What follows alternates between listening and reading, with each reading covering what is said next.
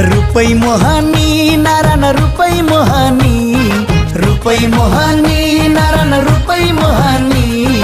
लड़के जोबन करके नजर घायल बनाउनी, लड़के जोबन करके नजर घायल बनाउनी।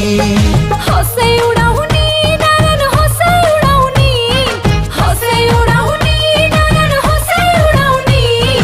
कति मिठो बोलेर हो माया लगाउने, कति मिठो बोलेर हो माया लगाउने। रुपै मोहनी नारायण रुपै मोहनी, रुपै मोहनी नारायण रुपै मोहनी। लड़के जोबन करके नजर घायल बनाउनी, लड़के जोबन करके नजर घायल बनाउनी।